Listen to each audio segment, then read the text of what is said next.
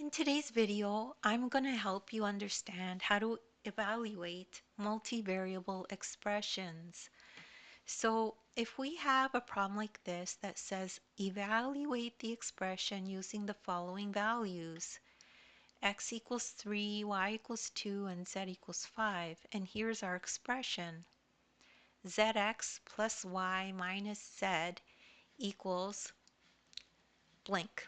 Okay, so the first step is to plug in the numbers given into the appropriate variable. So we're going to put z equal to 5, x equals to 3, y equals to 2.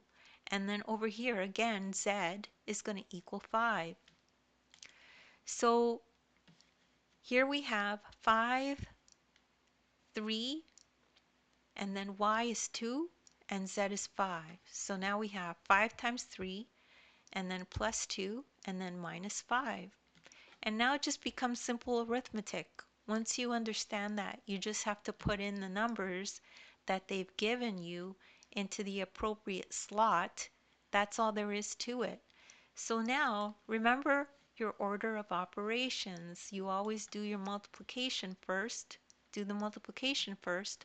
So 5 times 3 is 15, right? 5, 10, 15. Then we can perform the addition, which 15 plus 2 is going to be 17, right? So 17 minus 5 is going to be 12. Perform the subtraction. So 12 is the answer. And that's all there is to that problem. And don't worry, you could do this. Anyone can do it. If you don't get it right away, you could just rewatch the video. As well, take a look at the description. There's links there to other videos of mine that are similar, so you could watch those.